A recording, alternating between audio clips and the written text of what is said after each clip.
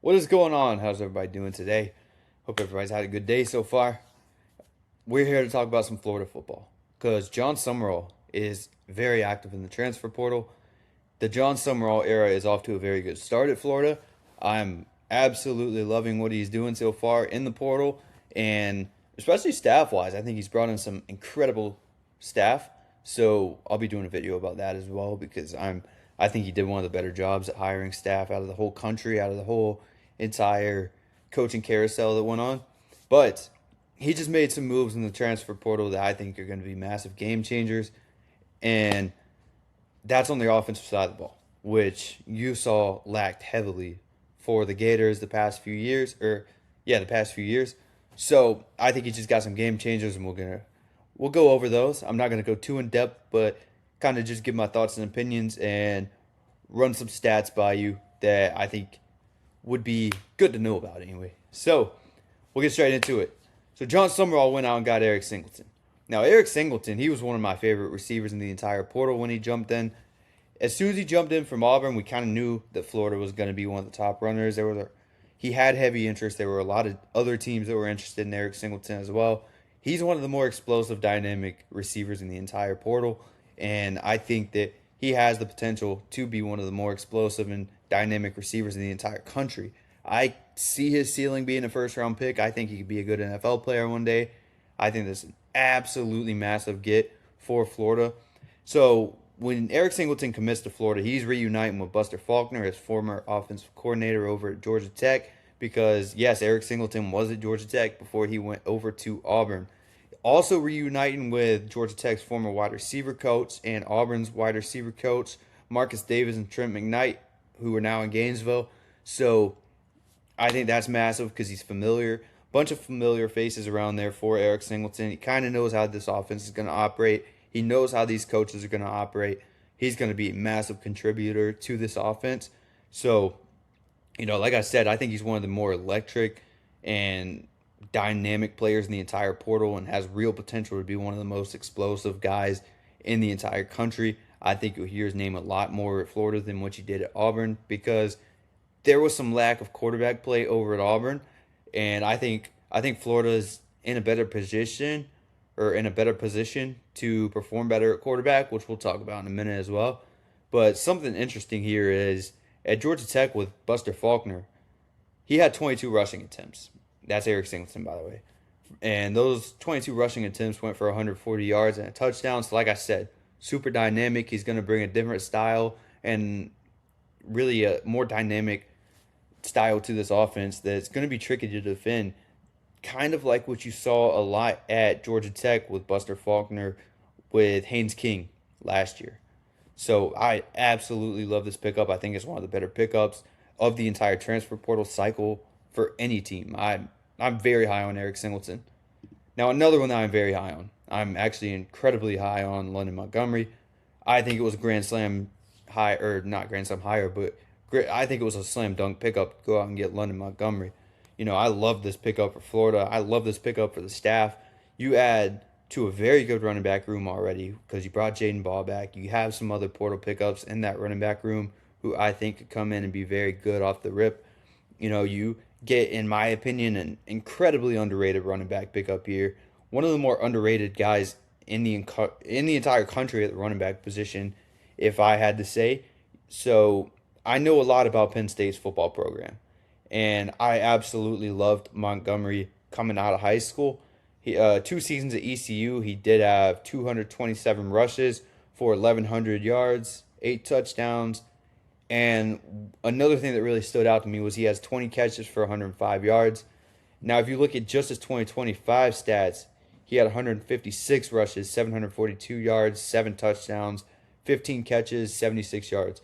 Now, like I said, I loved London Montgomery coming out of high school as he committed to Penn State. Like I said, I follow Penn State's program pretty heavily because I have a lot of family ties to Penn State. So I'm very tapped in with that program as well. And London Montgomery was originally at Penn State before he went over to ECU. So he was in a very crowded running back room at Penn State with a lot of younger guys. Katron Allen and Nick Singleton were only sophomores, true sophomores, when Montgomery got in. So it was going to be a while until Montgomery got some playing time. And then after that, you had another 5-star commit to Penn State at running back in Quentin Martin Jr. So that just pushed London Montgomery even further back. So he ends up at ECU, has some very good seasons as he's splitting carries over there as well. I think he's going to be massive at Florida. He's going to be a really good 1-2 punch with Jaden Baugh because I think Jaden Baugh has the potential to be one of the better running backs in the entire country too. I think that Florida really will have one of the better 1-2 punches in the country with Jaden Baugh, London Montgomery, and if they decide to get anybody else involved as well. And that's assuming that London Montgomery will be the running back too. I could be wrong. I don't really know how the depth chart is going to play out at the running back position. But I think London Montgomery's ceiling is definitely a future running back 1 at Florida once Jaden Baugh is gone because I think he will go pro. I absolutely love this pickup.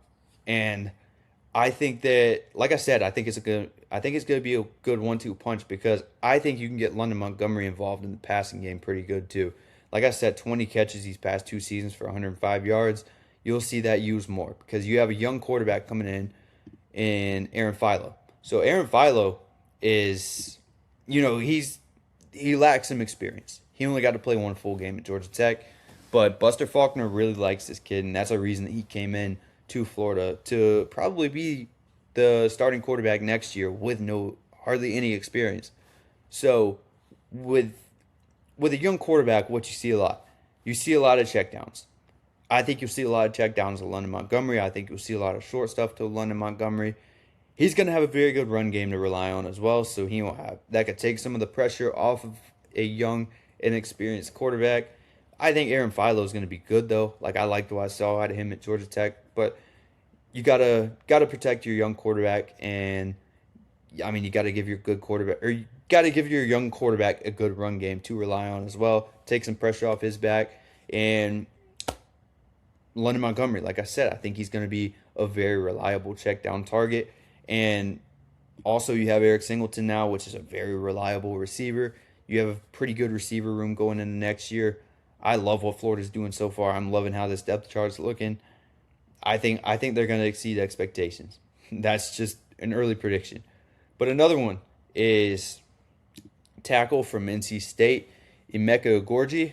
Emeka Ugorji. So, he's going into his true sophomore year. I think he's more of a depth piece as of right now.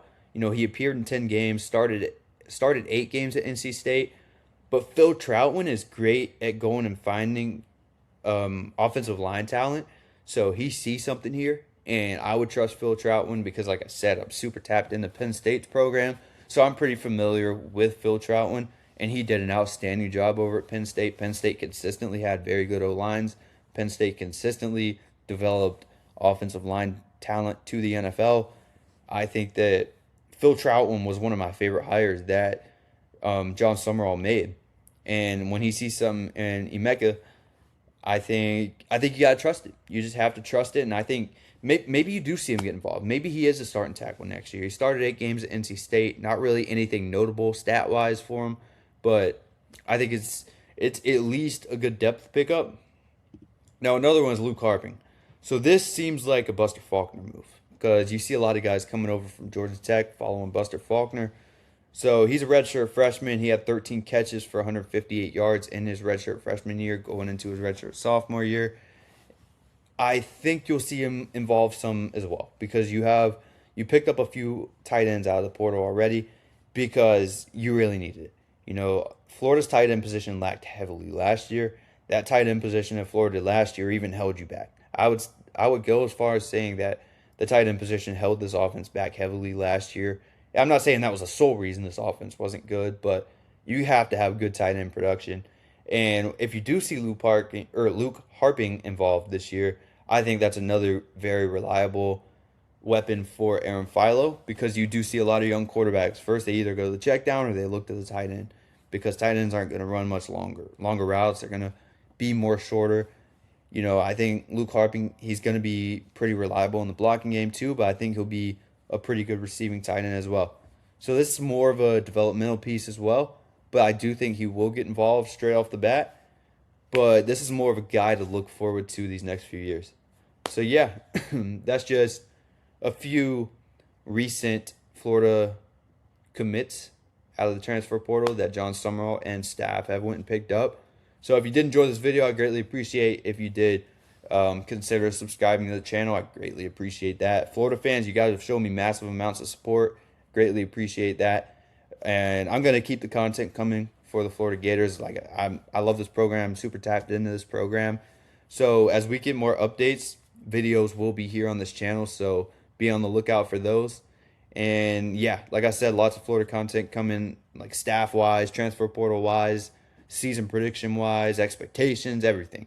Pretty much everything Florida football. So stay tuned for those. Greatly appreciate the support. And I'll catch you guys on the next one. Peace.